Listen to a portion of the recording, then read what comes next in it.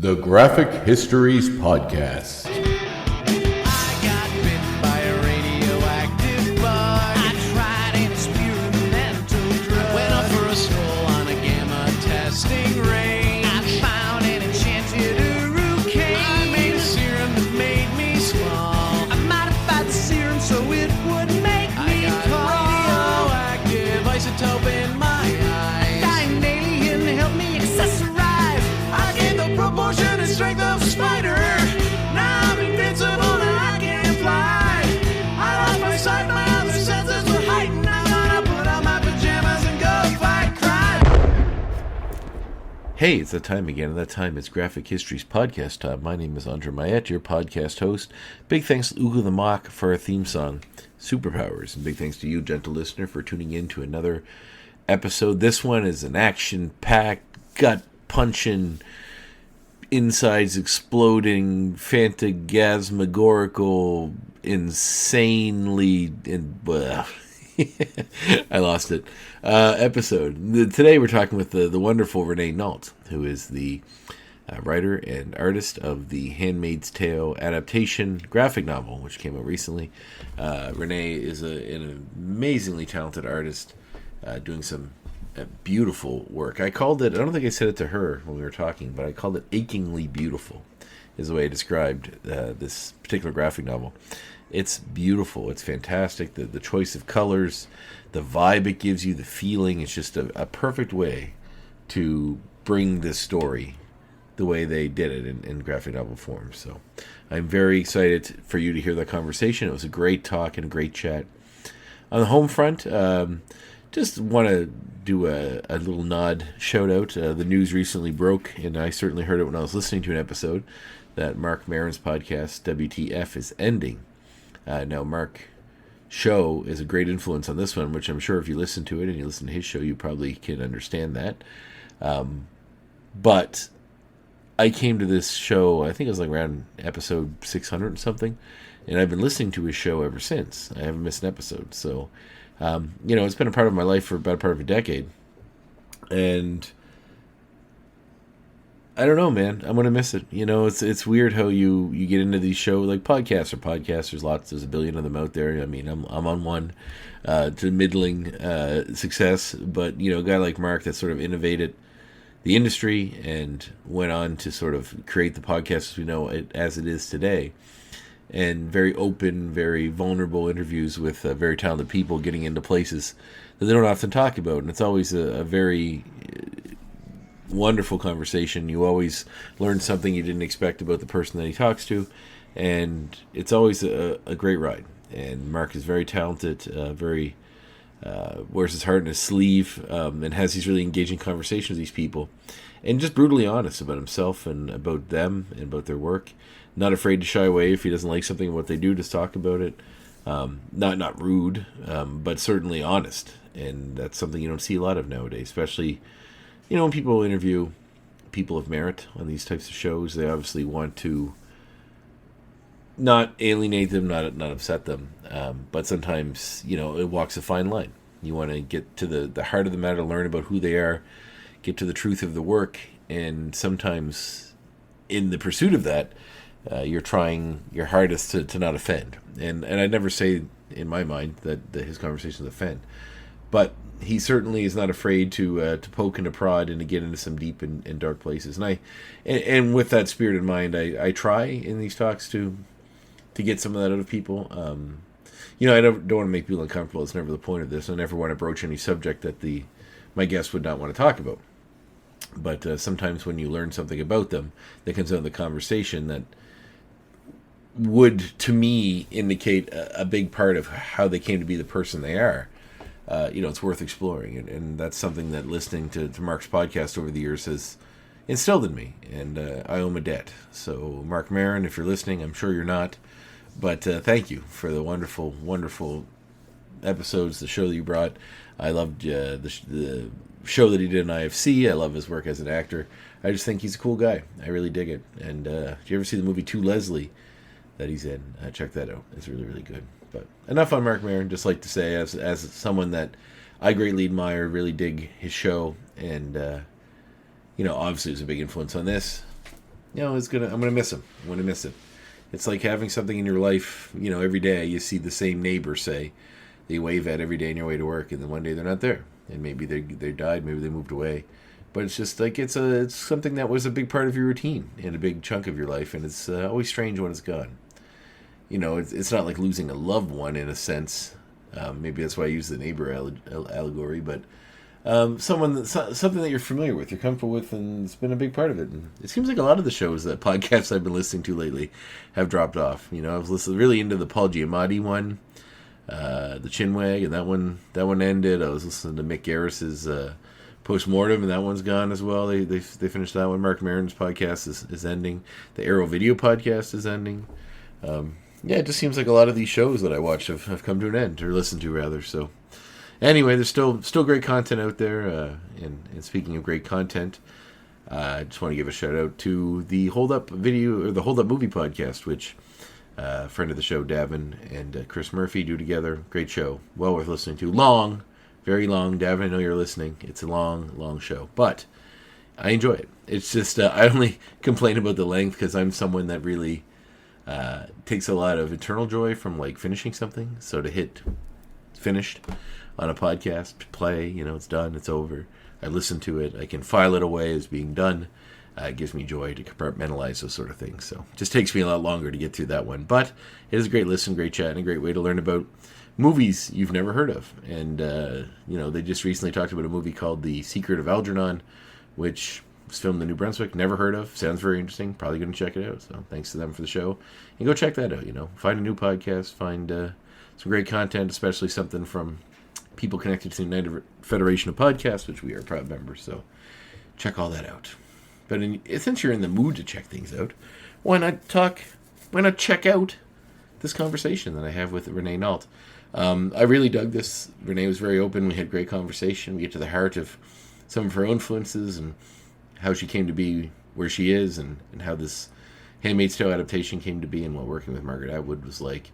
Obviously, royalty. If you were as a Canadian, Margaret is royalty. So, a lot to mine in there, and it's a great conversation. So here it is, my chat with Renée Nault.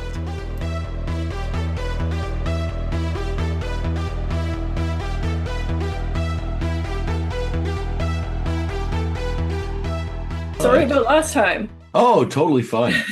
Seriously. I had like one guest, actually not that long ago, that because they were far away and there's a time zone difference. I'm in Nova Scotia. I know you're in BC. Yeah, So the farthest apart you can get. Pretty in Canada, yes. Maybe top of Newfoundland somewhere. But anyway, so there's someone from the States, and I had mixed up the times by an hour, and then they were on there, and I said, I'm so sorry, I'm not home. I'll be home, and then they're like, oh, maybe another time. And then they posted something sort of vague about podcasters not showing up on time on their Facebook page. And I was like, damn it. Oh, no, I've done the same thing with time zones. They're so confusing. Yeah. Oh, it was, it's funny because the guy that helps me out with this, I said, I was kind of like, saying how I felt kind of shitty about it. But I was like, I apologize, profusely. Yeah. I don't know what else I could do. No, I mean, and I'm sure it's happened to him too. It's just whatever. Yeah, well, it also like too, and then like yourself and someone else had an issue where they mixed up sometimes, and I told that my friend Davin there, I said, well, I'm not going to ghost them or kind of post a vague shitty thing about it on Facebook. So. Right? Oh my God, no, Yeah. That's not cool. No. But awesome. Well, thanks for being here. It's really cool to have you on. Yeah, thanks for having me. Oh, awesome. It's gonna okay. Making sure everything is in place. We're good. Awesome. So you're calling in from Victoria, is that right? Yeah. Beautiful. Right in the city? No, I'm a little bit, I'm in the West Shore, if you know how the island is set up. I do, actually. Yeah. Not crazy well, but I was there a couple years ago, and Okay. yeah. Like Royal Roads University where they film Yep. all the X-Men movies and stuff? Yes, yep. That's like right next door to me. Oh, really? Yeah. Oh, that's sweet. Yeah, that place has been used for a lot of stuff. Yeah, I know, like every weekend they're filming something there. But it's Wow. never anything exciting that you'd like see anybody famous or anything. No, so it's a bunch of They Hallmark film all movies. those like dog movies, like the ones Oh. about the dog that like inherits a castle and stuff. I was unaware of this Now you cinematic know. series. I'm gonna have to do a deep dive onto it. Yeah, yeah, I wish I could tell you more, but Oh, that's fine. I do a little bit of acting, and one of my claims to fame is I'm in one of the Beethoven movies. You know, like the Oh, dog. Oh really? yeah, like I think it's number seven. I think. Nice. So, Well, I think they filmed some of those here as oh, well, so great, it's a great. hot spot for famous dogs. I guess so. The dog cup runneth over in BC. Are you from there originally? That area? I'm from Vancouver originally, yeah. Ah, beautiful city. Yeah, yeah, I love it here. Mostly, it's a long, wet winter, but other than that, Yeah, but it's like a warm, wet winter, isn't it? Like, compared to like, yeah, the East Coast, absolutely. I lived in Toronto for about 10 years and mm. I don't miss those winters. Well, what's the average winter temperature? Like the coldest day in winter? Like it's not cold. Like you'd get down to like it rarely gets below zero even at night, but it is wet. Like it rains every day. Yeah. Well, I found that when we were there. We just went up to visit. Well, basically visit some friends and just kind of check out the area. We did Vancouver, and then we also went to Victoria and did Whistler for a little bit too. Oh, nice. And it was nice. But the one thing I found funny because we went up in like September, and I was Mhm. like, I generally dress like this with shorts and like sandals, and I was just walking around like this, and I'm looking around, and it was very, very nice. And I looked around, and there's just like all these people winter coats and like bundled Yeah. up, and I was like, Yeah, no, we're like pretty wussy compared to the rest of Canada. oh well, I wouldn't say that. Just used to being, in a bit of a warmer climate, but cool. Well, were comics always a thing growing up? Like when did you discover comics? I guess the first comics I read would have been in school. I went to French immersion, so they Hmm. always had like Tintin and Nice. Asterix and, lots of random French comics that were probably above my age level, but I read them anyway. Mhm. Awesome. Yeah, Tintin's not one that comes up. It comes up every once in a while, usually when I talk to people like in Europe, for obvious reasons, I guess. Yeah, But yeah, that's huge over there. yeah, the Asterix and I always get it wrong. Asterix and Obelisk, is that it? Yeah, yeah. Yeah, it's funny because it's like when you're into comics, they're like this sort, especially if you grew up in like an English area like I did. Mhm. You see them and but you never really knew them. Like I feel like they may have been used in French textbooks or something in school.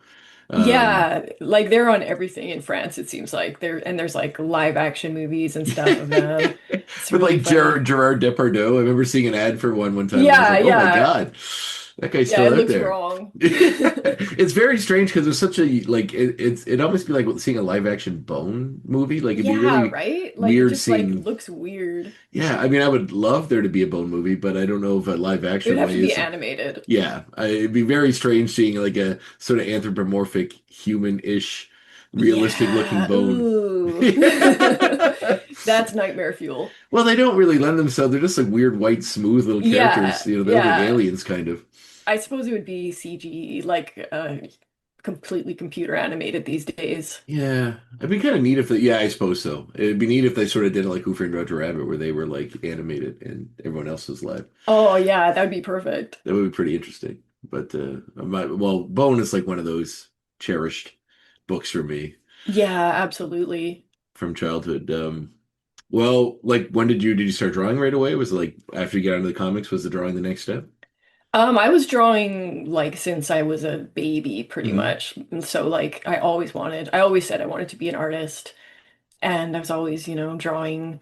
My dad would bring these huge sheets of paper home from work and like cover my whole wall with them so that I could just Oh, like go to town. that's sweet. What your dad do? He's a biochemist. Whoa, okay. And he has access to large sheets of, I guess, for like I think it was for maybe like graphs or something. I don't wow, know. that's insane. Does he still do that? He's retired now. Wow. Did he work in the pharmaceutical industry or like? No, he worked for Forestry Canada. Oh wow. So he was like studying like insects and trees and stuff. Oh cool. That's did your mom have a career as well? Yeah, she's a landscape designer. Oh wow. Yeah. Well, that's very very ecological family. Yeah, I guess it is now that I think of it. Well, I'm guessing it wasn't something that was like a point in the home, like your parents weren't super eco-focused, or was it? Not at the time, no. I think that wasn't quite as much a thing yet. Hmm. Like I grew up in the 80s, so it's we hadn't discovered the environment yet. a capitalist paradise. You just, Yeah, yeah, you just didn't get all the stuff and darn the consequences. exactly. Yeah, that's the next generation's problem. Yeah, I get that. Oh, that's very cool. So your parents were supportive of you in taking an artistic bend with your. Yeah, they've always been really supportive. I'm really grateful for that. That's awesome. Did you have any siblings? I've got one brother, yeah, Oh, who's in the Canadian Armed Forces. oh wow. So Yeah. no artistic bend there as far as No, I don't think he's ever been into anything like that. no. It's funny with siblings. There always seems to be because I was the very much the artistic one, and my brother also like he's a graphic designer as well, which is his regular day job. But I don't know. It seemed like we kind of he went a way more uh, practical route initially than I did when it was kind of getting goofier, with some goofy stuff Yeah. before you kind of got to that level. There's like an opposite thing going on with siblings.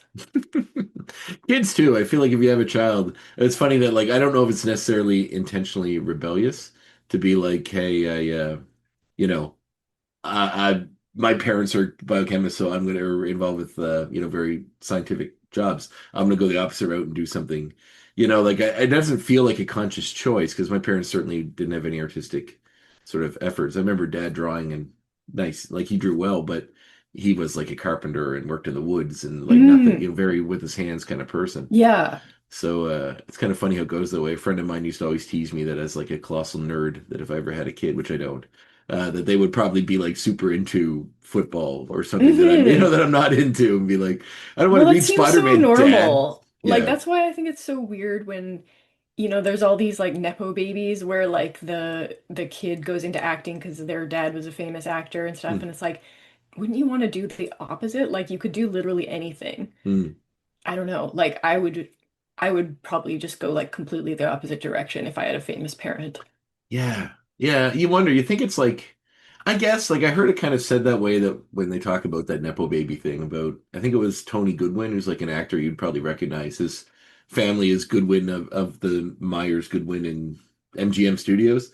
So like he Okay. grew up right in that. And he was talking about like how when he grew up and it's all around you, it's sort of like you look at how many like plumbers and sons there are, like Right, or okay. whatever. Like it kind of like it tends to be like, well, this is what you grew up around, so it seems natural to go to it yourself.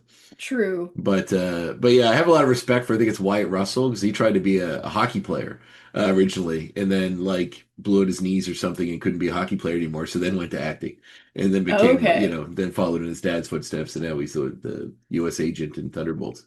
But Okay, so tried something new and yeah, at least made the came effort. around to it eventually. Yeah, but it's kind of funny that way. It's a weird roundabout ways people land on their careers. Yeah. Yeah. Well, cool. Growing up, did you land into mainstream comics as well? Like, did you eventually discover all that Yeah, stuff? I was never like really into them, but I definitely like read them when I found them. Hmm. It was always that weird thing where like, as a kid you can't really buy like brand new comics, so you end up buying like big stacks of old comics at garage sales and stuff. Mm-hmm. And so like I'd come into like an X-Men story like right in the middle and be like, "Oh, wonder what's happening here." Yeah. Well, did you like at what age did you discover alternative comics? Because your sort of vibe and your art and stuff really kind of lends itself to that world. Yeah, I guess I sort of came around to them in like my early teens. Hmm. I got into like Elfquest and stuff. Nice. That one never Yeah. comes up, and it's one of my favorites. Oh, really? Yeah, Yeah, I was big into Elfquest. Like I was drawing only Elfquest style for a long time. that's awesome. I have like there's so much of it. I want to try to find it all, but there's so many reprints of it. It's hard to like track Yeah. down all of the thing to get the whole set. And like there's like a black and white, there's a colorized, and then there's another colorized that's worse. Oh, There's like really? two versions of it. Yeah, I Oh know. no. It's super weird. Yeah, and they're not like I mean this I haven't checked in on the peonies and if they're still doing those. They're still Yeah, I making Elfquest don't comics? Yeah. know. I have not kept up with it at all. Wow. But I did get to meet her at a con once. Oh, really? When Oh, that must yeah. have been lovely. What's she Yeah, like? it was really nice. She was super nice to me. Yeah. Yeah.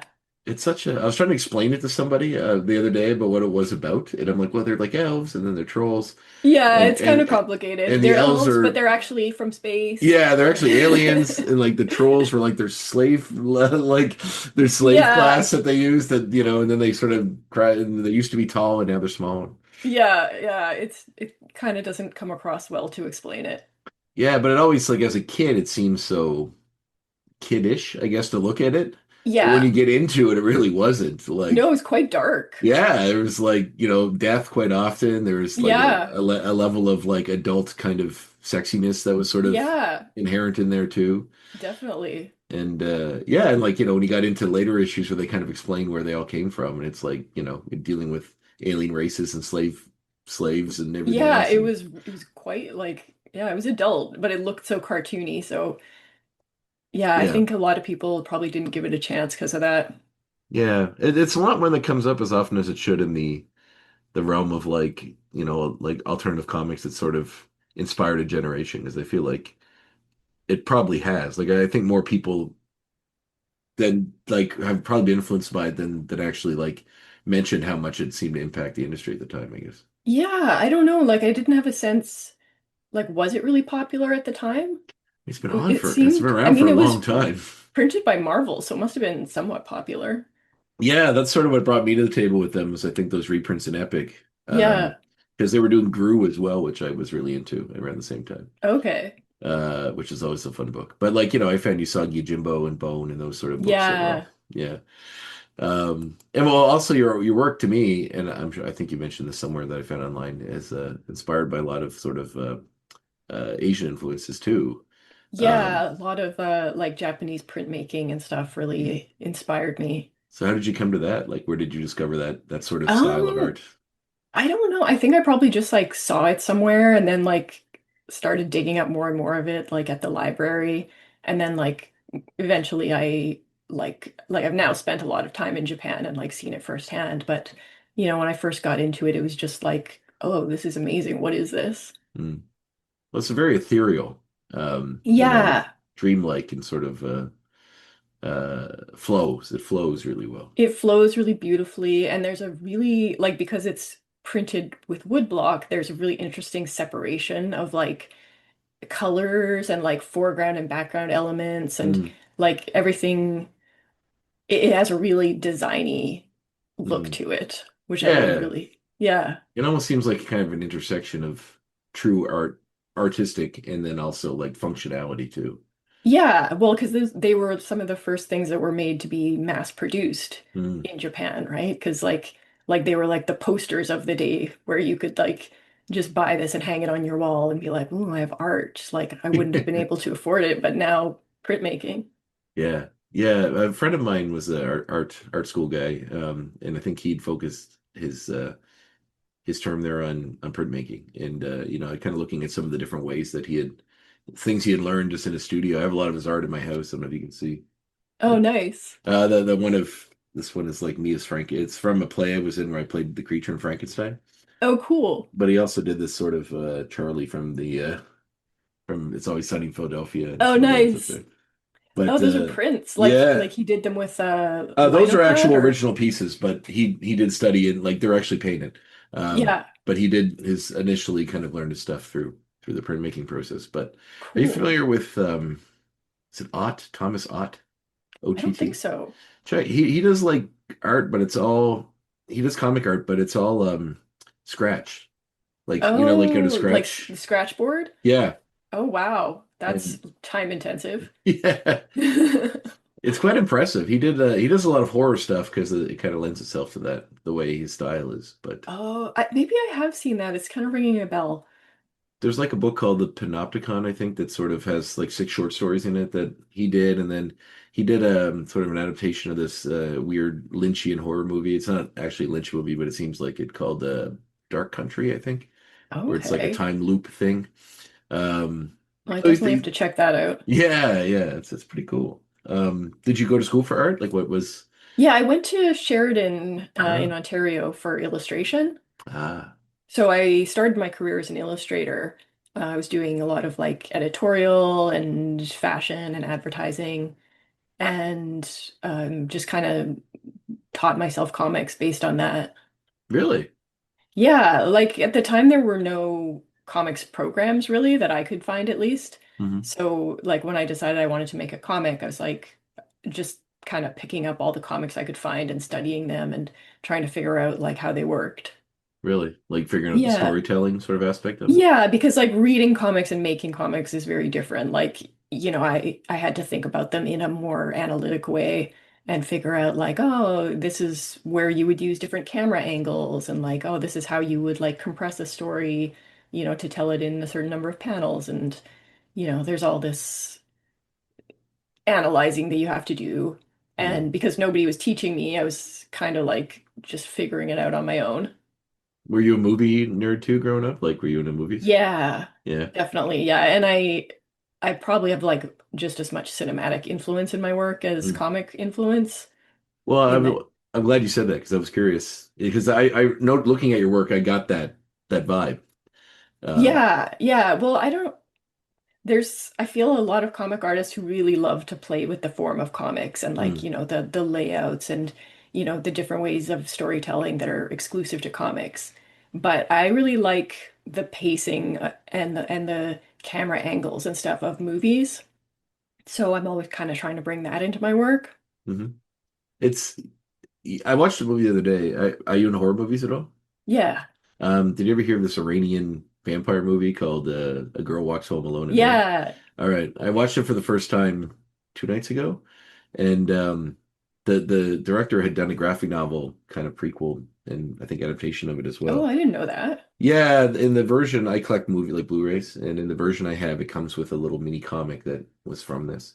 That's And rad. yeah, well, watching the movie, it really like there's not a lot of words. Like I Hmm. didn't realize the director because she's done some other things I'm familiar with. Episode of that Del Toro Netflix horror show Hmm. and a movie called The Bad Batch I watched years ago. But yeah, she doesn't have a lot of dialogue in her movies, and she sort of lets the camera sort of tell the story, and it's sort of Yeah. beautiful in a way. Oh, totally. And that would totally lend itself to comics too. Yeah, yeah, and it felt very comic. Like it, I mean, obviously the that movie is black and white, so it reminded me a bit of Sin City, which I think was an influence Hmm. on her too.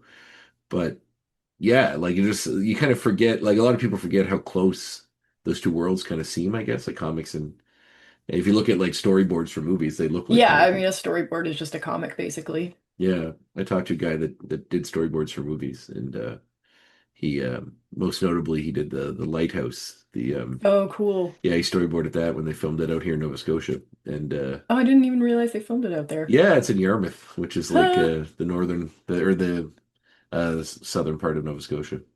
I always wanted to kind of make storyboards, but like, I don't think they do it that often anymore. I think like maybe like really artsy films like The Lighthouse, but I don't think they do that for mainstream movies.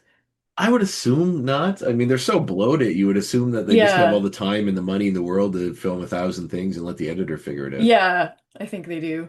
But I feel like as a director, you would want complete control over that. I feel like looking Oh, at it in 100%. advance would just save you time, right? Yeah, and I think that movies that are storyboarded look better. Oh yeah. Well, I mean, The Lighthouse is a good example. That's Hmm. a beautiful, visually beautiful movie and Yeah. a very unique. I mean, I imagine Nosferatu and the other movies he had done were probably similarly sort of laid out. Yeah, well, because there's like intentionality to every shot. Like Mm. instead of just covering everything and letting the editor sort it out, you really have to like decide like what's the mood I want here? What's the focus of this shot? And it just makes the story flow so much better. And yeah, and it also sort of like gives certain directors have a style, right? And not just like the Hmm. ones that obviously do, like Wes Anderson or something. Like Hmm. you see one of those, it's an obviously one of his movies. Um, but when you look at a guy like Eggers or some of the other ones, like he does too, but it's not as overt, I guess. Like you can Yeah. watch The Witch and Nosferatu and realize they're from the same person. Obviously, he grows as he more experienced and everything now, Yeah. but and probably I think Nosferatu would have had a much larger budget. But they take scenes from those and there's something I saw where they put it beside famous art paintings. And you could like Oh see where the yeah. inspiration comes from. Like when he's looking out over the thing, it's like the very famous painting where the guy's looking out over the water. Uh Yeah. yeah. or the mounts. Nice. Yeah, it's really neat. And you see that one parodied a lot, sort of, but it's very cool. Yeah, that is cool. So what you mentioned when you were in illustration that you would kind of realize you wanted to make a comic. What was that initial comic? Like, what was the idea that you wanted to do? So I made this comic, I posted it online for a long time. It was called Witchling. Hmm. So it's sort of like a fantasy horror sort of deal. And I did a really elaborate watercolor illustrations for that. So I never finished it. It was like planned to be like a whole epic, and that was probably unwise because like who finishes their first comic when it's going to be like 5 books long?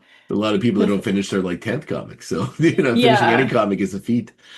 yeah, but it definitely like I learned so much just making that like 100 pages that I Hmm. did, and um yeah, like it just led to like more work that was actually paid. So I was Hmm. like, oh, I guess I should probably do that. Well, I mean, the style you chose, like watercolor, is not it's not a fast process. No, it's You know, really not. you pick probably one of the most time-consuming forms of art you can do when it comes to illustration. Yeah, I mean, the only thing worse would be to do it in oil paint or Yeah, something. yeah. I don't know how Alex Ross does it. I don't know how he like where he finds the time. No. But cool. Well, that's wild. So when did like the Witchling, what you done for Witchling got you noticed by a larger company? What was the first person to kind of reach out? I guess it was probably Margaret Atwood's Oh wow, company. is that fast? Holy crap. Okay. Yeah, well, I mean, like I've been working in illustration for so much longer, so it doesn't really feel like an overnight success. It was more just like I guess my first comic was noticed pretty quickly. Yeah. Wow. What was that like? What was it like getting a call or an email or something from like a representative of Margaret Atwood to be like we want to talk work with you Oh, potentially? it was amazing. Really? Like I've always been such a big fan of hers, and yeah. So I did like a pitch for the comic. They asked me to submit like a pitch package, Hmm. and I just like I poured my heart and soul into it. So I'm super happy I got it. Right. So when would this have been? This initial contact? It was a while back now. Um, yeah, I don't know. Time is such a blur ever since COVID. Well, it would have been post the show, right? I assume, or pre the show. It was pre the show. Oh, okay. So I started working it before the show came out, Hmm. but while I was working it, the show came out. So it basically took them less time to make an entire season of television than it took me to make one little book. Well, did they? I mean, I assume the series and the popularity of the series did it influence? Was there any change in what they were asking you to do based on that, or was it still kind of let your own voice, let your own story come out? A little bit. So the TV show is like much more racially diverse than the book because in the book, like segregation is imposed by the regime. Hmm. So I think that after they saw the show, they were like, "Oh, could we like add a little bit more diversity into like?"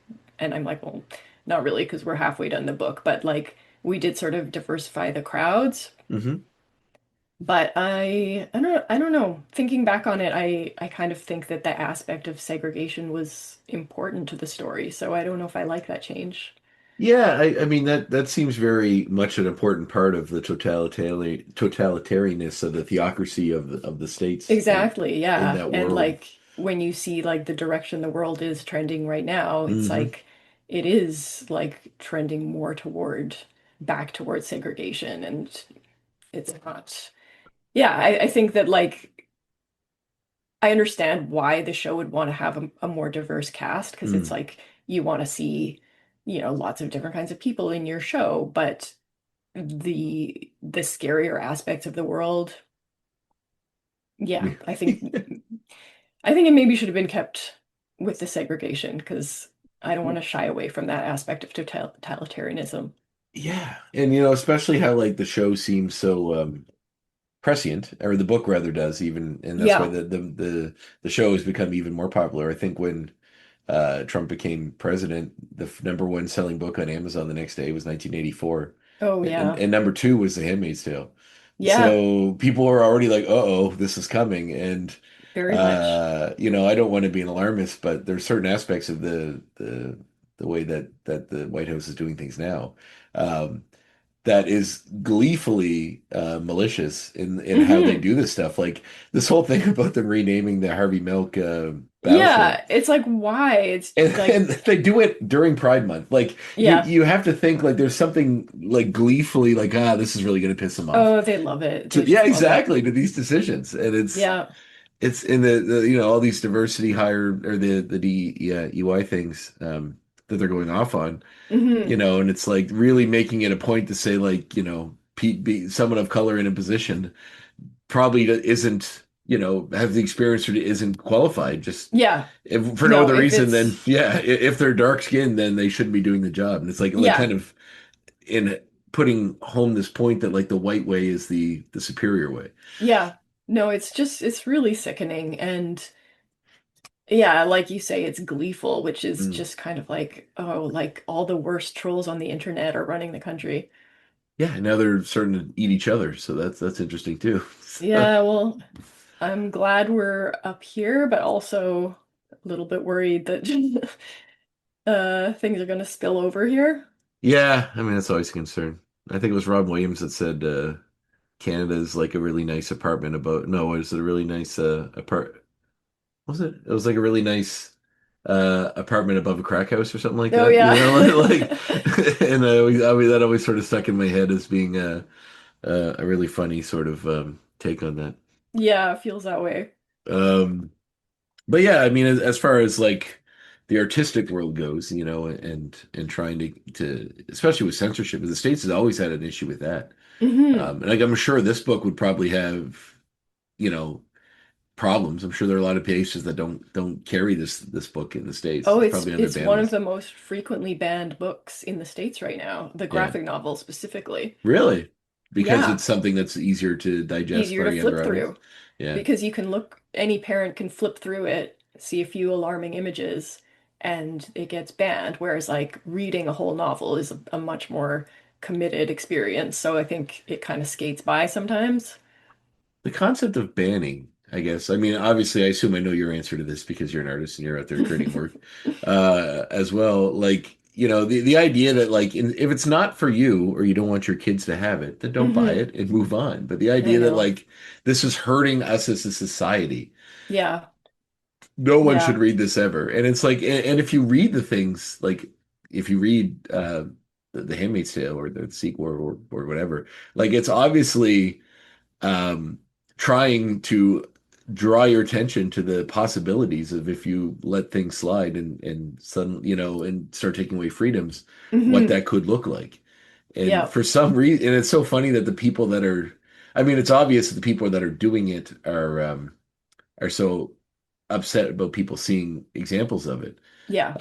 But it That's also exactly makes it. it makes you wonder how cognizant, like how cognizant they are of that. If it's just like part of their ingrained, like I know better I for honestly people. think they don't see it I like kind of do too. because it's so contradictory that it's like ah, if you could like look at this as, from an outsider's perspective, you'd see how crazy it is. But like I honestly think like it doesn't register. Yeah.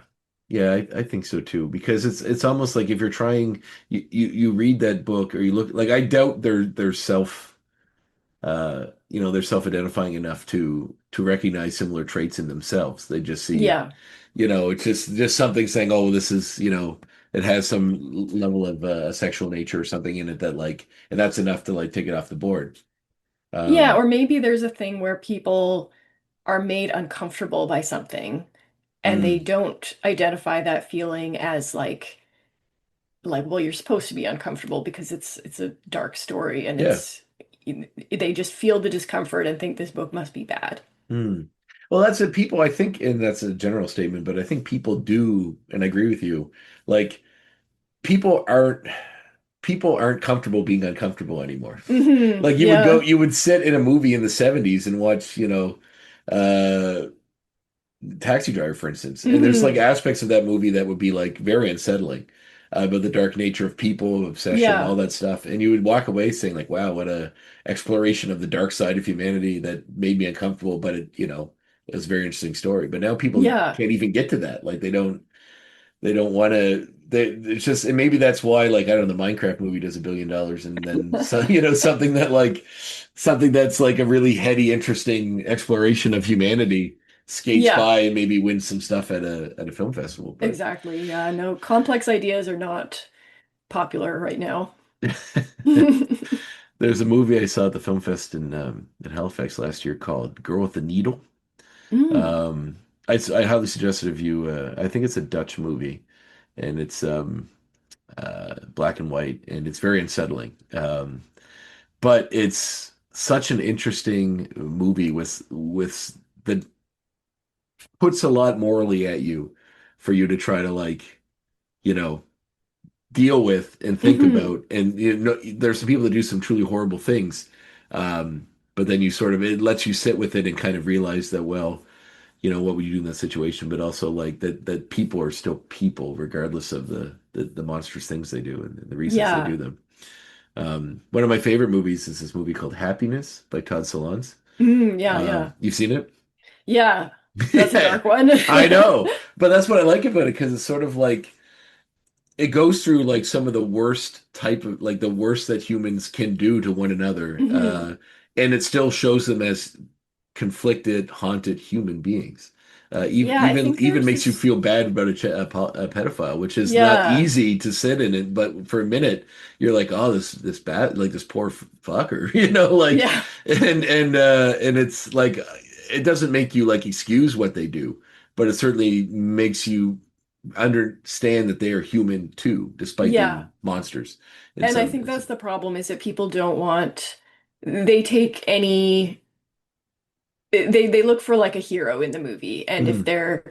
if there's a, a flawed person or a bad person, but they're still like at the center of the movie, they think, oh, the movie is condoning this or the Mhm. movie is just promoting this.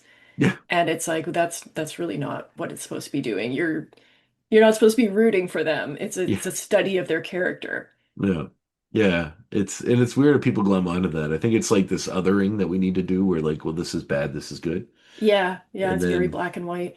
yeah, well, yeah, and you get like these characters like I don't know, not to make it super mainstream, but like the Punisher or something, where like people are like, well, Yeah. that's, and it's like if there really was a guy running around like in the original comics, he'd shoot you for littering, like like so there, like if there really was a guy running around making above the law, making these moral judgments, it would be pretty terrifying. Yeah. But there would certainly be a contingency of people that would support and you know elevate this person to a herodom and not necessarily for the right reasons.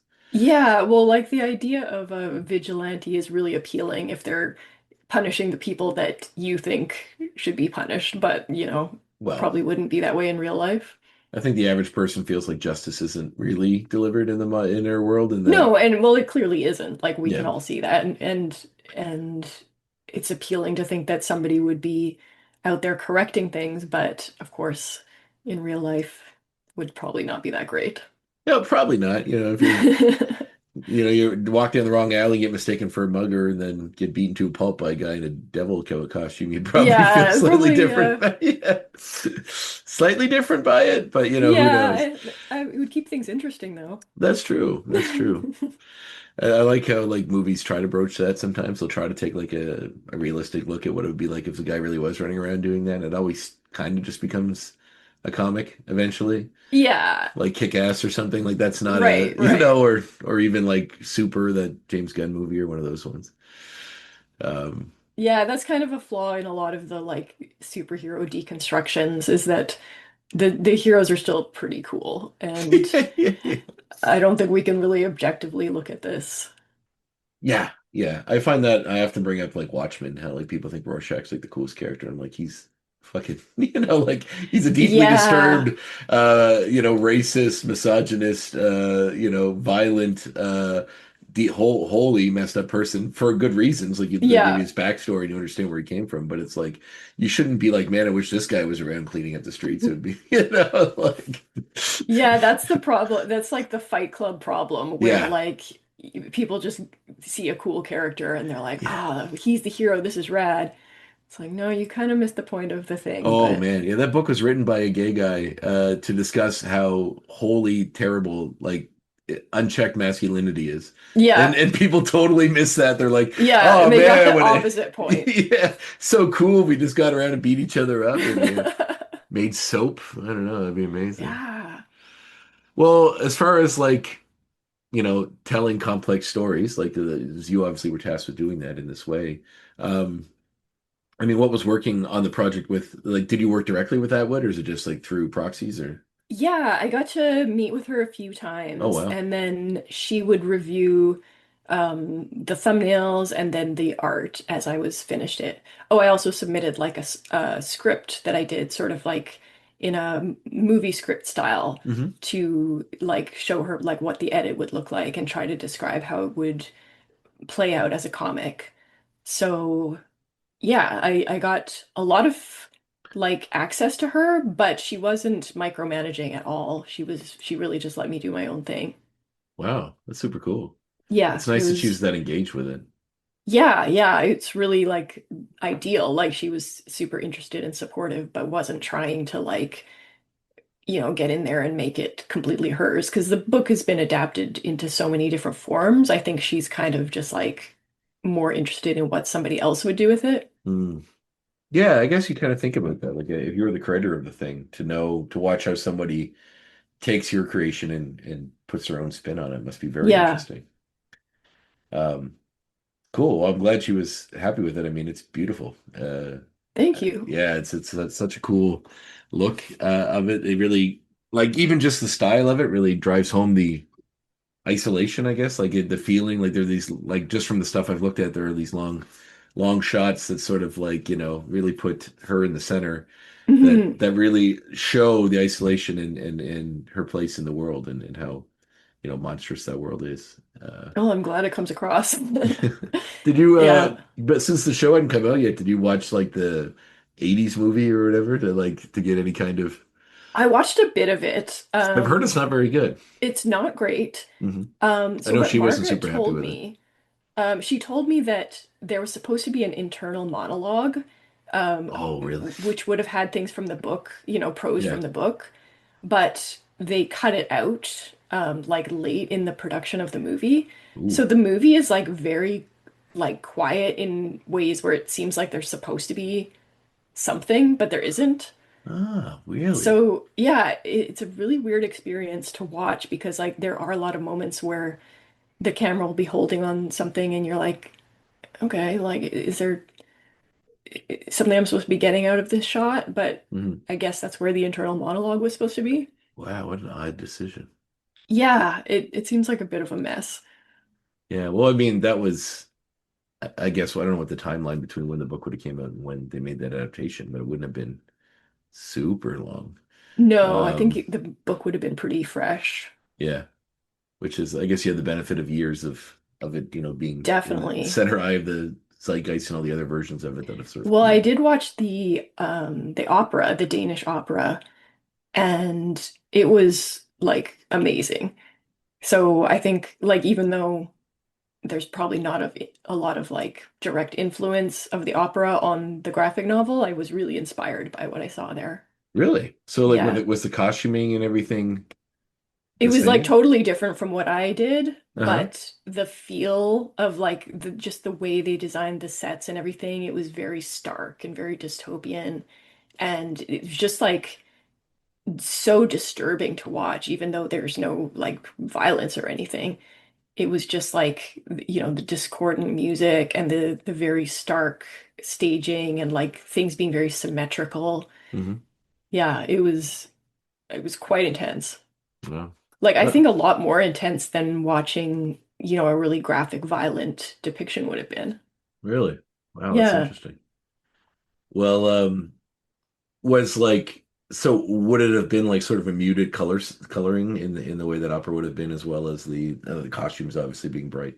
That's sort of Yeah. one of the big points. But um, wow, that would have been cool. I didn't know there was a Danish opera. That's awesome. Yeah, you should check it out. It's amazing. Wow, that is cool. Um, yeah. Well, I mean, your use of color in this is very stark as well, which I really enjoyed. Obviously, I mean, it's not like it was a choice to make them all in red. I mean, that's part of Yeah, the no, not story. my idea. Yeah, but that's a very big part of the story. But the way that you you color around it and have these sort of it really much draws your eye to every scene involving the handmaids, and it's just I don't know, it's so cool, very very neat. Yeah, I try to use only the colors of the uniforms, like the blue, the green, and the Hmm. red, and then everything else would be just like browns and grays. Hmm. Yeah, it's a great choice. It really comes across super well. Awesome. Well, is there, I mean, I don't want to put you on the spot, but is there talk of doing the sequel book as well? No, they haven't talked about it. I don't know if they would want to do that. Hmm. I don't know. I mean, I always hear from publishers that like the second book is never as popular as the first book, so Hmm. there might not be that much of a financial incentive. Really? Well, Yeah. interesting. Yeah, apparently there's like a really big fall off between like volume ones and volume twos. Really? That's alarming. Yeah. As a reader, that's alarming. It's like you'd think if the series is doing well, you'd keep it going, right? Well, the interesting thing is that like if they have like volume two, volume three, volume four, it'll make volume one sell more because Yeah. people will see like a series and be like, oh, maybe I should check it out and pick up volume one. But still, never as many people are going to pick up volume two. Hmm. Yeah, because you're less likely to see two in the shelf to buy it if you don't have one already, right? Yeah.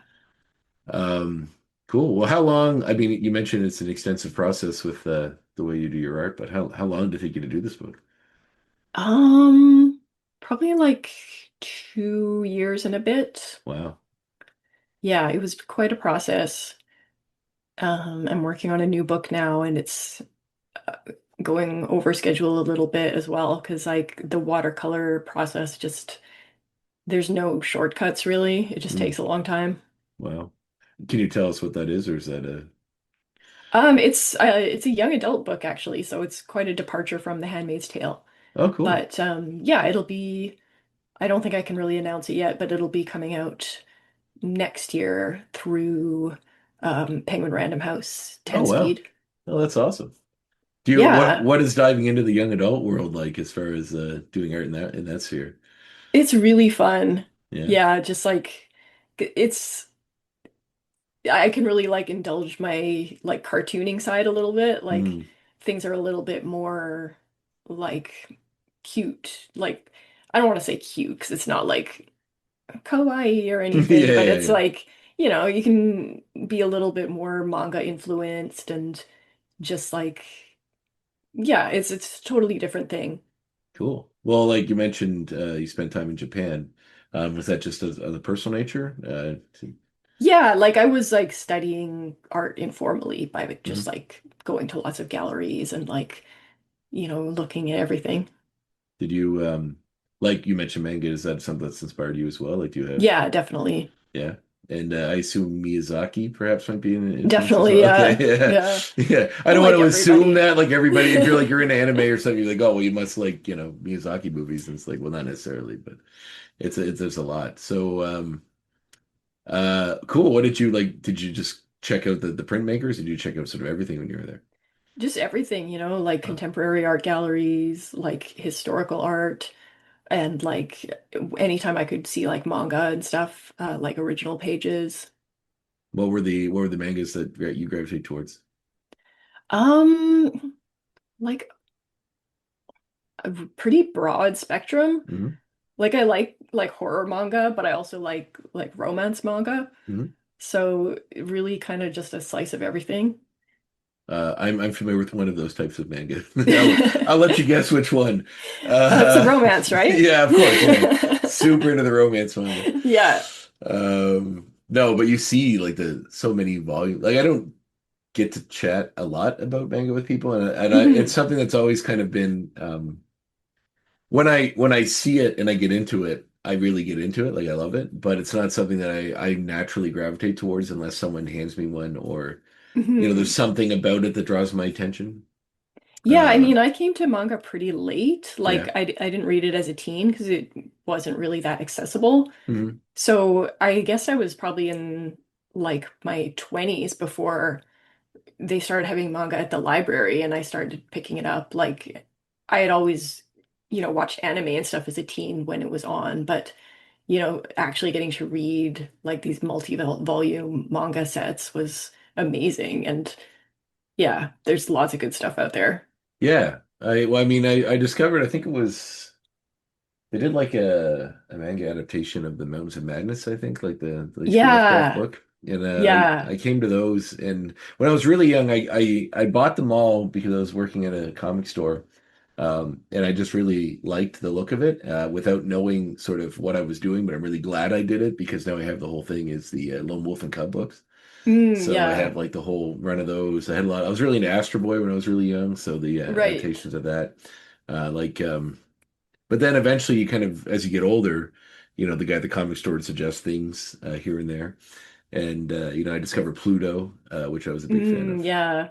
and like Junji Ito, I've got into just because of I did this play, Frankenstein play a while ago, and I kind of got into the Frankenstein thing a lot just by reading different adaptations and versions. And his version of it was very interesting, and I kind of really dug aspects of that as well. But Hmm. just like this weird, dreamlike, doesn't need to explain. Like a friend of mine's really into it too, and I was talking to her about because she lent me one of the volumes, and I was reading the one with the giant heads. You see the one like Yeah, where they yeah. like float and then they like just find the you and then like kill you and then your body just hangs off a giant head version of your own head. And I was like, it's Yeah, so strange, but like it sits with you. And I've been thinking it about really I thought does. about it for like weeks afterwards. No, there's like a weird, because his stories are often like a little bit comedic, Yeah. but because of that, they're almost more disturbing. Hmm. Like they really stick with you. I love it. Yeah. And I haven't watched the Netflix because they put a series that adapted a bunch of them into like mini That's ones. right. Yeah. Yeah, I I haven't. think that that was not very good, is Oh, what I really? heard. Yeah. I don't know. Like it'd be weird to see that in a different form. Like it Yeah. works so well in the way he does it that I think seeing it as a live action movie or an animated movie would be very different. Yeah, I don't think like that's not really what I want. I like it the way it is. Yeah, it's certainly, yeah, it's I remember I mentioned that to her and I host trivia and her and her family come to trivia and she had drawn on one of the trivia sheets like my head being huge with the little body hanging off it. I remember looking at it going, ah, Nice. yeah, it's just yeah, it taps. It's like a David Lynch movie. Like it taps into some Hmm. part of your head that you know you probably couldn't sit there and write it on paper what this thing is or where it comes from, but you know how it Yeah, makes you feel. exactly. I feel like Exactly. yeah, and I And it's mean really tapping into stuff that's already there. That's what makes exactly. it so powerful. I finally watched Eraserhead not that long ago. They did a retrospective where they were showing all of his movies at the theater, so you can go watch them on the big screen. Oh, cool. And I went and saw a bunch of ones I hadn't seen yet that I always wanted to. And I was like, well, what a better time to see them in the theater. So, Hmm. I caught a Razorhead, a Fire Walk with Me, um, uh, Lost Highway, and there's one more I'm forgetting, but it'll come to me in a minute. And oh, Dune, the Dune one from the 80s. But Oh, nice. talk about when you talked about having like internal monologues being said on the screen. That movie, Yeah. it's very strange seeing it in that movie. But it's funny because I thought of that when you were talking about it for the original Atwood movie. But yeah, like I think they said at the beginning they had that guy, is it Richard Krause or whatever? It's like the CBC um, film critic did a little video that introduces them, and he talked about how you might not be always know what a David Lynch movie is about, but you always know how it makes you feel. And Yeah. like something about Eraserhead really like tap unlock something in the back of my head because I don't have kids. Hmm. And and there's whole aspects of that movie that I think really show you how terrifying and almost imprisoning it must feel like to suddenly find yourself with a child if you didn't True. want one Yeah. in that world and the worry and like the all that stuff that comes with it. It's just Yeah. it's very interesting. Yeah. Um, How cool that you got to see them on the big screen. yeah, it's neat when I try whenever I can to do that because you know it's rare, especially if you like movies. You see old ones a lot that you can get that opportunity. Yeah. I Um, know. And it's like all those like cheap little midnight cinemas are disappearing. So yeah, like soon we're not going to be able to see any of that on the big screen. I worry that theaters in general will just be gone, but Could be. Yeah. Yeah. It's not looking good. for a lot of them, yeah. Well, this was through Cineplex, so at least it was like, well, out here, I don't know if they have Cineplex at your way. I think it's, uh, Yeah. Yeah. And they do have those like old movie re-releases and stuff from time to time. Yeah, I saw Suspiria that way, which is really cool. Oh, nice. The original one, and one of my favorite old movies from the '70s is Brian De Palma's Phantom of the Paradise, which I also got Oh my to. God, I love that Oh, movie. really? Awesome! I don't know a lot Yeah, of people that even know about it, let alone people that like it. So, I was like really obsessed with it in my teens. I don't know why. It just like me me and too. my friends loved it. Really, that's awesome. Yeah. Oh, see, you had friends that you could like. I think I might have caught it on. My parents had like the satellite dish at the time. They had like you could buy the Scream channel for like $1.99 a month or something. So I would get that. It would show horror movies all the time or horror TV shows. So that's why I watched Twin Mm, Peaks. It was on there. Um, but one night I just got Phantom of the Paradise and I really, really liked it. And I remember like yeah. for years, so when I started getting into Blu-rays, the first Blu-ray I ever bought was it. Um, because So Scream, have you ever read the manga Berserk? I know The of it, but I've never read it. so the Phantom of the Paradise helmet is on a character in that manga. Really? And I don't know like which came first or who copied who, but it's the identical helmet. Oh, how old would Berserk be? I Because don't that was in the know. '70s was Yeah, Phantom of the so Phantom Paradise. of the Paradise must have been first. I would assume so. Um, yeah, it's weird when you see that. Like that when we went to go see those David Lynch things. A friend of mine that I went with is a big fan of Vampire Hunter D, and they're re-showing that, Oh, cool. which I'd never seen. So it's like watching old, like really old anime in that style is very fun because like they're almost exactly the same. It's like some mysterious hero, and then Yeah. the bad guy beats the hell out of him, and then realizes no, like it's always getting to the bad guy, and then the hero reveals some unknown information we had no idea about before that shows that he's secretly the world's best badass and just destroys the villain like with no not any problem. Um, yeah, that's interesting. Well, I know like Daft Punk was deeply inspired by it. That's right. They Yeah. were both big fans of it, and the helmets are inspired by it, and they even use Paul Williams. I actually have a giant poster of it right here above my on my Oh, wall. nice. But the Paul Williams they used him in Random Access Memories for that reason, and it's funny how art sort of affects people in different ways, and how I think it was Paul Williams said one time he's at a signing somewhere, maybe in Mexico, and this kid came up to him with like a copy of it, the soundtrack to it, and said how much he loved that movie and how much it influenced him. And then years later, he came to realize it was Guillermo del Toro. Like, Oh, so like, wow. and then like how Daft Punk reached out, like, 10 years or 15 years ago, whenever that album came out, and said, like, we want you on this album. We're massive fans of this movie. And it's just like he said, that movie bombed when we did it, Yeah. but you never know the effects it's going to have or who it's going to reach or what it's going to become later on. Oh, look at your kitty. Oh, yes, this is Lebowski. Cute. Say hi, buddy. Oh, adorable. Yeah, he doesn't let me. It's rare that I have an episode of this that he doesn't make an appearance on. He is adorable. How old is he? Oh, he'd be 12 this year, I think. Oh, he's a Yeah. senior gentleman. He is. He certainly. Do you have any cats? My cat passed away this Oh, year. I'm He was sorry. 19. We had that happen a few years ago. We had a 19 Yeah. and then a 17-year-old go like within months of each other. Oh So my God. That is painful. it is. We have four of them. Usually, always they start circle out, then we get two more. So we're back to four now. But he's the senior now. Oh. Uh, but awesome. Well, so aside from the young adult novels, is there anything else down the pipeline? That is kind of the main thing I'm working on. Mhm.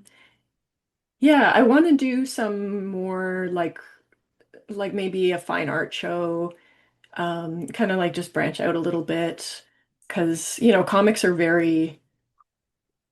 they're so insular, you work Mhm. by yourself and then the book goes out into the world and like you don't really get like you get a reaction. You Mhm. see like reviews and things online and stuff, but in a way, it's something that you made by yourself and then it's just gone.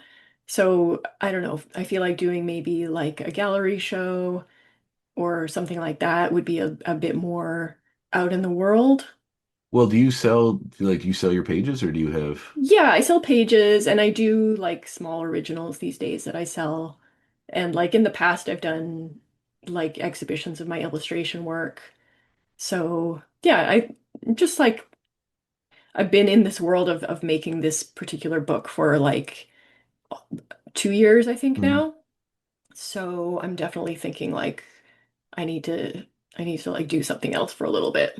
Yeah. Well, that's the beauty of like painted artwork is you always have like art you can take, and display and do in galleries or sell or whatever.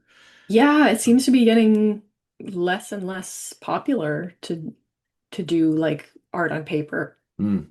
I've certainly gotten a bit away from it, and it's mostly just for time. It's not even that Yeah, I like, think that is it because yeah. like the deadlines are getting shorter and it just seems you have to find a way to fit your art into that limited time space. Yeah, well, I guess technology creeps up. It's like the big companies that pay you to do these things. They're aware of that too, and they're like, well, you can use this, you can do that, and Hmm. you should save us time and get out faster, faster, faster. Like that's Yeah. why AI is kind of such a scary thing. Is it's like instant, Yeah. and I think historically it's shown that big companies don't particularly care about the feelings or No.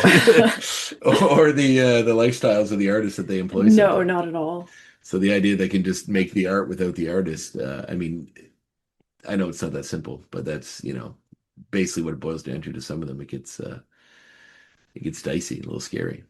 Yeah, well, and the thing that really burns me up is that like they're not making the art without the artist because they're taking all Exactly. the art that we already made Yeah. and just remixing it into new stuff. And it's like, okay, so yeah, I mean, I don't have to tell you, it's pretty Well, awful. what I find interesting about it is like, and like I don't want to be like a dinosaur, like where you're just complaining that technology is, like I'll be 40 this year, so I'm trying to be very cognizant of not sliding into like just having broad opinions that are sort of myopic about the greater scope of what this work can do. And I definitely see an appeal for like how easy some of these programs can do minor things. It's like, hey, Oh, for sure. put all these in a sentence, put this, make all these capital, make them less capital, all that Yeah, sort of as a stuff. But tool, I can definitely see the utility of it. yeah, But as like an art generation machine, it's just like yeah.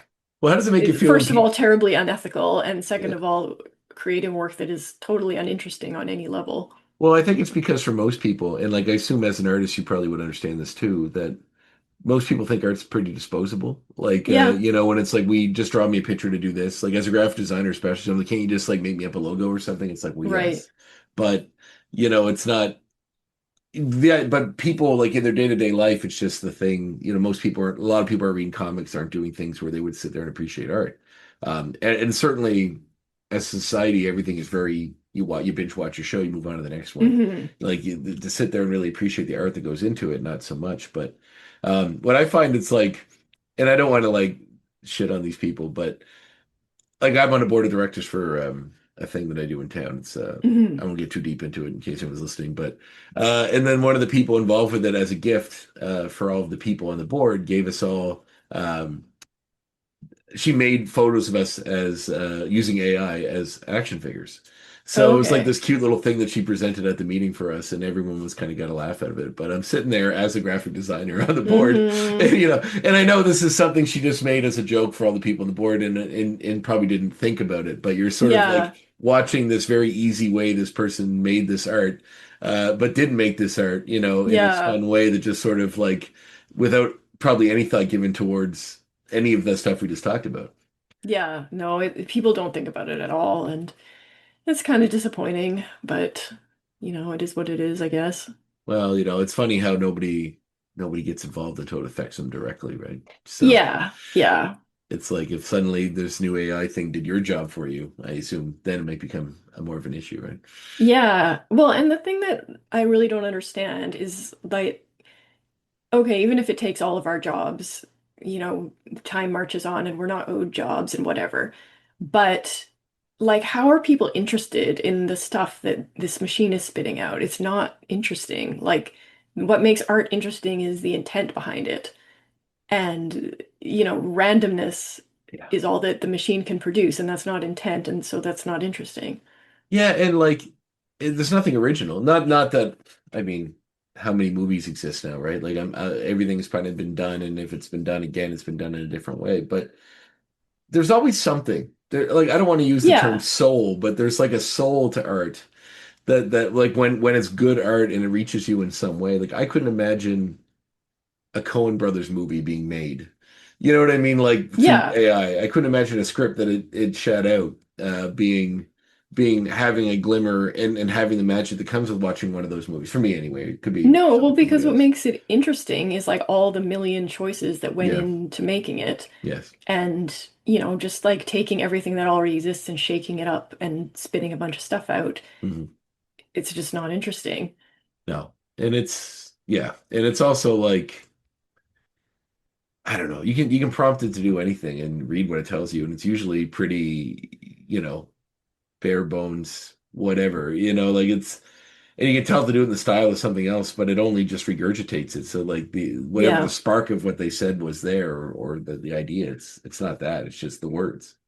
Yeah. And reforming those words into whatever other words doesn't necessarily capture the magic of what the person is trying to convey. So No, I mean, like if everything was AI tomorrow and there was never a movie or TV show made by humans again, I would just stop watching movies and TV because yeah. I'm just not interested in that at all. Thankfully, there's a lot of books and movies out there that catch up on, I guess. That's true, yeah. But yeah, hopefully that horrifying future. Maybe that's our next dystopian novel. Let's Yeah, AI makes everything. It's just a bland, mauve sort of I'm sure there's a lot of novels like that in the works. oh yeah. It's funny how like they really glom onto whatever the new fear is, and there's like all these Yeah, Megan and some other one about like an AI in a house and right. but it's funny that even those movies seem paint by numbers sometimes. But every once in a while, one will slip through that has like a little bit of heart or something to say about it. That's actually, like that one Yeah. companion with like the sex robot. That was an Mm, interesting one that sort of, goes into a little deeper into what it means to have human-like mm, devices to perform human tasks right, right. that essentially we give enough intelligence to be able to perform their jobs, but sort of, uh, you know, don't give them the same attention we would another human being. So it's interesting. I think Yeah. that's, yeah, I mean, not new, but so a lot of it's out there. Yeah, well, I mean, we've had like artificial intelligence movies and books Hmm. since, like Frankenstein, I guess. Yeah. So, Yeah, I guess that technically I think that is considered the first sci-fi book. yeah, I think Um, so. because I Written think by it's a woman. yes. Yes, yes. And I always forget she's written other books. There's a few out there. I'd like to read a couple of the others. But I have not read any of them yeah, other I than think Frankenstein. I think Lodore is the one, Lodore, and I can't remember Mm, another one as well, which are I think have horror bends to them as well. nice. But yeah, even that weekend, the pub famous weekend where they all wrote these stories. Like I think Right. Dracula came out of that too. Yeah. So there's a lot of interesting stuff out there. But cool. Well, I don't want to take any of your time. Thank you so much for being on the show. Oh, yeah, this was really fun. Yeah, ditto. I hope that was an interesting conversation. I It think kind so too. of That's what I want this to be. Like it's I don't want to just sit here with a check mark of questions and be like I'd rather feel like you're sitting at a party talking to someone and learning about Yeah. them because that to me is more interesting and than you know at this date you did this. What did that mean? Yeah, no, there's definitely a lot of like repeated questions you hear on podcasts. Yeah, well, that's true. And I mean, because I'm sure there's a laundry list of what they need to cover, and Yeah. I don't need to cover anything. I just want to know what you're like as a person, and this is kind of the best way to do it. So, I guess one question which I just thought of before I let you go is, how do your folks feel about the success of the book Oh, that's out like there? it's not their world. Like they don't Uh-huh. really read graphic novels or anything. Hmm. So like I don't think they really have a sense of if it's successful or not, but like Hmm. every so often they'll tell me that like their friend read my book and I'm like, "Oh, that's nice." Well, I think every parent has their own benchmark for success. It'd be like if Yeah. you're on a TV show, then you're successful. Like a talk show or something, or this particular talk show, then you've made it. Then Yeah, I think they saw it at like Shoppers Drug Mart or something and we're like, "Oh, like your book's at Shoppers Drug Mart." that's not. Well, I'm gonna look at my local shop at Shopmart. I was just thinking I got to pick up a copy of this, and then maybe it's there. Could be, it could All be. It right. shows up in some weird places sometimes. Yeah, I imagine it'd be at the books, the Kohl's bookstore. Yeah, it'll be Yeah, at yeah. like, all your standard big bookstores. Shop local. Yes, absolutely. Actually, I will tell my local bookstore that I buy books from. There's a nice little one. I live in Truro, Nova Scotia, which is like right in the middle. If you look at it, it's about an Mm, hour away from Halifax.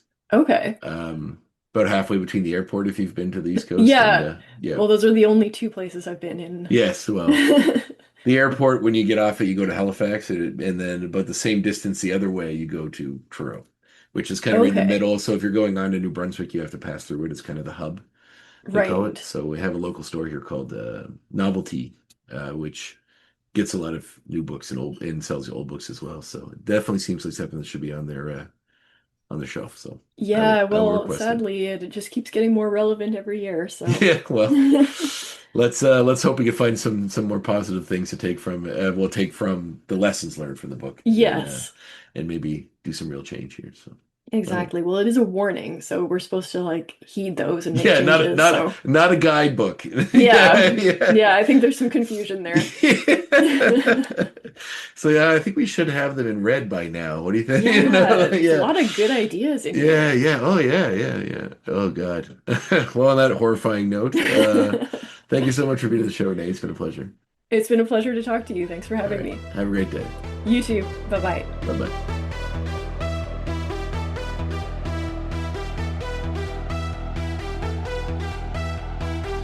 There you have it, my conversation with Renée Nault. What a wonderful chat with an amazing artist. As I mentioned before, achingly beautiful art.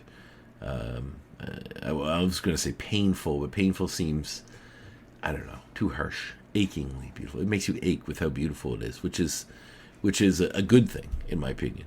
When you watch something that sort of makes your heart ache in a way that usually you only kind of hit when you're sad, but when you're sort of in awe of something, it also makes that familiar ache happen, and in a way, it's nice. It's a different feeling, but it's a good one, especially when it comes to art. So, Renee's out there making that work, that beautiful work, and it looks gorgeous. The graphic novel is amazing, and I'm so glad it's out there. I'm so glad it's another way for people to sort of read the story, to ingest the story, take it in, because in the age we live in, it's important that we realize what is possible. And I know it seems like fiction, it's not going to happen, but I'm sure people thought about that when it happened before in the past. So get out there, check it out, and check out any work she has coming down the pipeline. Her new book sounds cool. Can't wait to hear some more details about that out there, because I would love to check that out. All right, well, been a long episode, been a long intro, so let's give you a short outro. Tune in next week to another great episode of the show. I believe I know who that is, but I just want to make sure it's recorded as always before I really put it out there, but it'll be on the socials and all the usual spots. So in the meantime, stay safe, have fun, enjoy that summer weather. It's getting warm out there and it's beautiful. And stay safe. Read some comics. Just read those comics. Read the Margaret Atwood graphic novel, Handmaid's Tale. Read the book Handmaid's Tale. Get out there. Ingest. Obey. The Graphic Histories Podcast is a proud partner of the United Federation of Podcasts.